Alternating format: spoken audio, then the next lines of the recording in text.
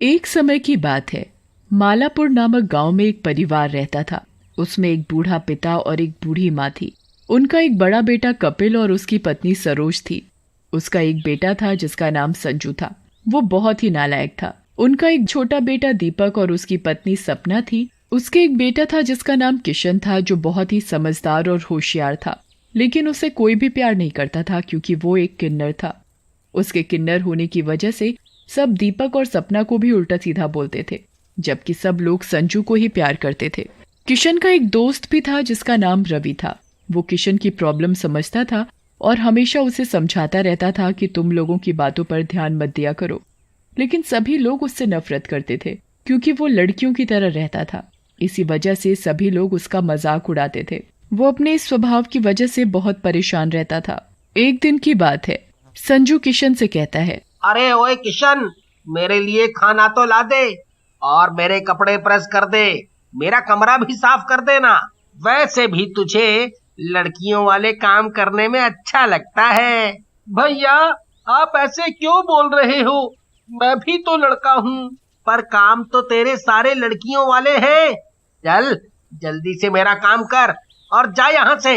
किशन संजू का काम करके नहाने चला जाता है और नहाने के बाद उसका मन करता है कि वो सलवार सूट पहन ले, और वो सलवार सूट पहनकर अच्छे से तैयार हो जाता है। तभी उसके दादा दादी किशन को आवाज लगाते हैं और कहते हैं, किशन, मेरा चश्मा तो लाना। अभी लाया दादाजी। ये क्या हाल बना रखा है? तू नहीं सुधरेगा, अभी तुझे लड़की बनवाता हूँ। और ये कहकर दादाजी किशन को मारने लगते हैं।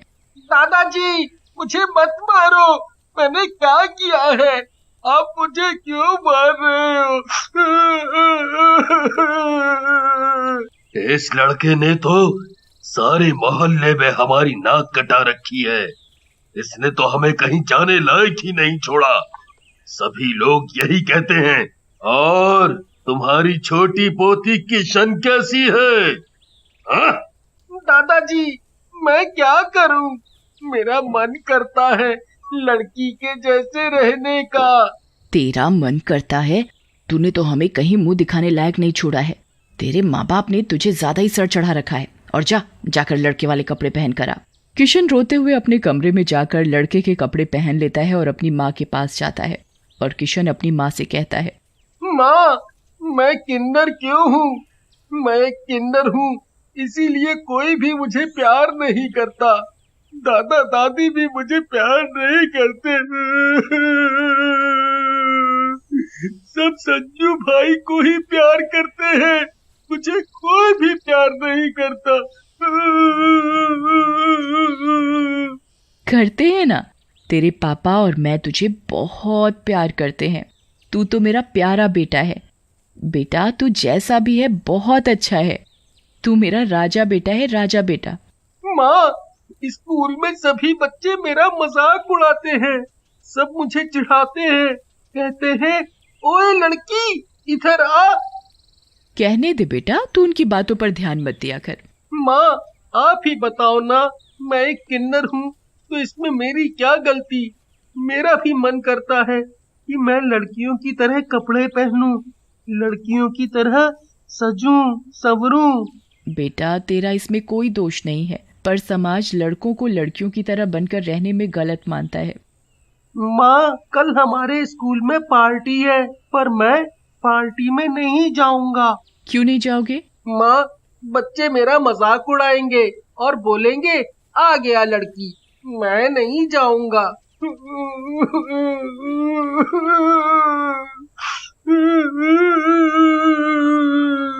और किशन रोने लगता है। किशन बेटा, दिल छोटा नहीं करते। तुम्हें जाना चाहिए और सबका सामना करना चाहिए। तुम किसी से कम नहीं हो, तुम भी उनके जैसे ही हो। और किशन माँ की बात सुनकर कहता है, माँ, तुम कहती हो तो मैं चला जाऊंगा। और अगले दिन, अरे किशन, क्या बात है? आज तो तू एकदम हीरोइन की तरह चमक रहा है। लेकिन किशन स्कूल के बच्चों की बातों पर ध्यान नहीं देता और वहां से चला जाता है। तभी किशन का दोस्त रवि मिलता है। वह उससे कहता है, कैसे हो किशन? ठीक हूँ, और तुम बताओ कैसे हो? मैं भी ठीक हूँ। ये सब तो पागल हैं, तुम इनकी बातों पर ध्यान मत दिया करो। जब इनको तुम्हारी जरूरत होती है तो ये सब तुम्हारे आगे पीछे घूमते हैं और बाद में तुम्हारा मजाक बनाते हैं। तुम भी अब इनकी कोई मदद मत करना। कोई भी तुमसे चैप्टर समझाने या मैथ के प्रश्न पूछे तो मना कर देना। रवि, ऐसा नहीं कहते। कोई बात नहीं, जाने दो। मैं इनकी बातों का बुरा नहीं मानता। पता नहीं भगवान ने मेरे साथ ऐसा क्यों किया, मुझे किन्नर क्यों बनाया। तभी किशन की क्लास के बच्चे आ जाते हैं और वो किशन को देखकर हंसने लगते हैं और कहते हैं,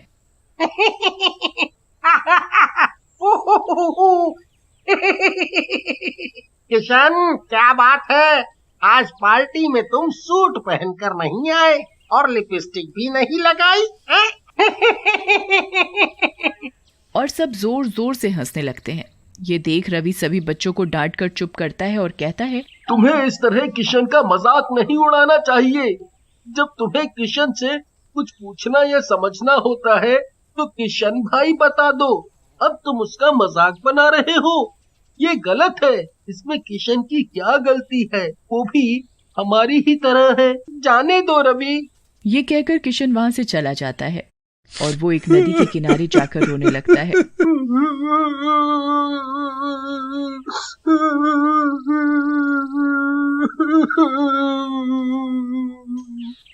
मेरा जीने का कोई मतलब नहीं। सभी लोग मुझसे नफरत करते हैं। मेरे दादा दादी, मेरा भाई। मन करता है कि मैं मर जाऊं। गुस्से में आकर किशन नदी में कूद जाता है। उस नदी के किनारे एक पीपल का पेड़ होता है। उसी पेड़ पर एक चुड़ैल बैठी हुई ये सब नजारा देख रही होती है और वो नदी में कूद जाती है और किशन को बचा लेती है। तुम मरना क्यों चाहते हो? चुड़ैल, तुम तो चुड़ैल हो, तुमने मुझे क्यों बचाया? क्योंकि मैं एक अच्छी चुड़ैल हूँ।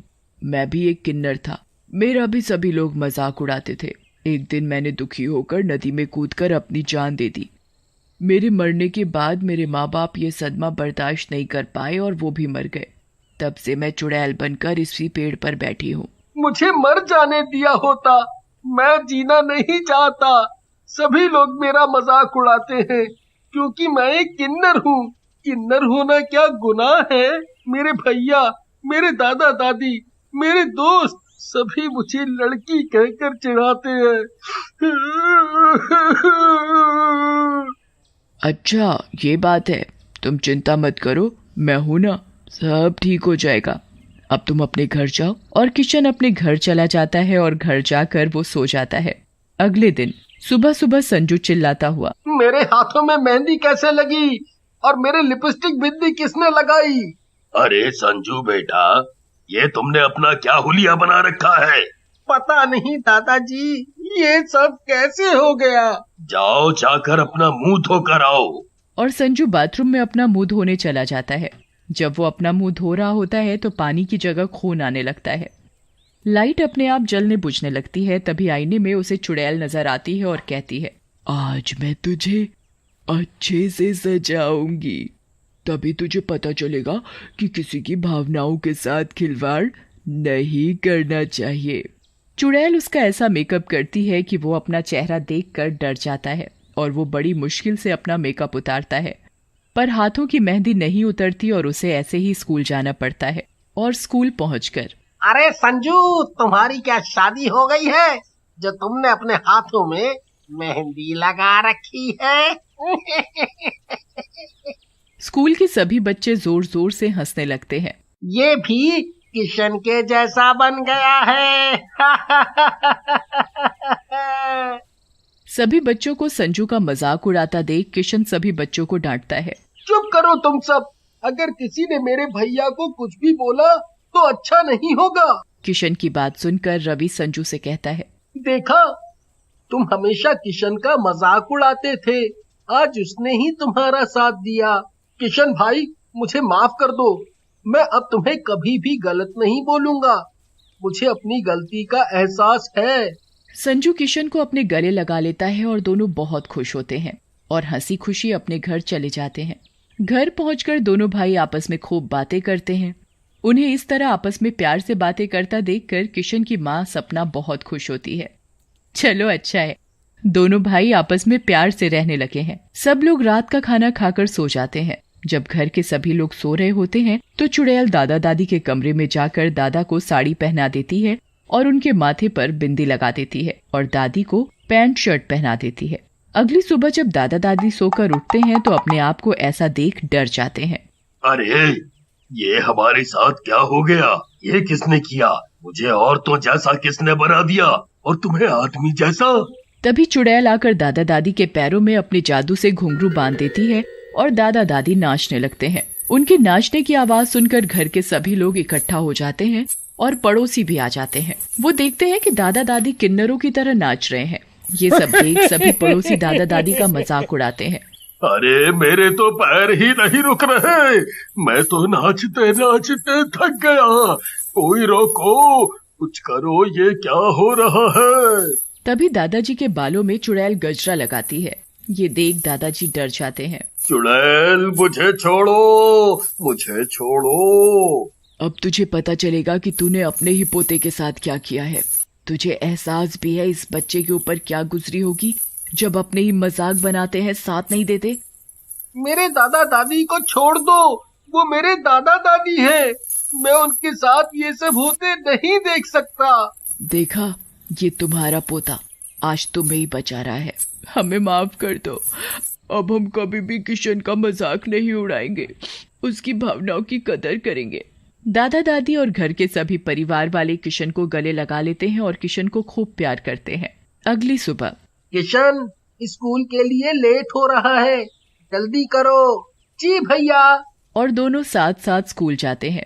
स्कूल पहुंचकर संजू और किशन देखते हैं कि जो बच्चे किशन का मजाक उड़ाते थे वो सभी लड़कियों की तरह बने हुए हैं। अरे ये तुम्हें क्या हुआ? तुम लड़कियों की तरह क्यों बने हो? उन सब की ये हालत चुड़ैल ने की होती है। ये सब मेरे दोस्त हैं, इन्हें ठीक कर दो। मुझे इनकी ये हालत देखकर अच्छा नहीं लग रहा। चुड़ैल सभी बच्चों के सामने आती है। देखा तुमने, तुम सभी किशन को लड़की कहकर चिढ़ाते थे, आज वो ही तुम्हारी मदद कर रहा है। स्कूल के बच्चे किशन से माफी मांगते हैं। हमें माफ कर दो, अब हम कभी भी तुम्हारा मजाक नहीं उड़ाएंगे। हमें पता चल गया कितनी तकलीफ होती है जब किसी लड़के को लड़की कहा जाता है। हम किसी भी किन्नर का मजाक नहीं उड़ाएंगे। सभी बच्चे किशन को गले लगाते हुए अपना दोस्त बना लेते हैं। ये सब देख चुड़ैल खुश होती है। चुड़ैल को भी एक नेक काम करने से मुक्ति मिल जाती है और वो आसमान में गायब हो जाती है।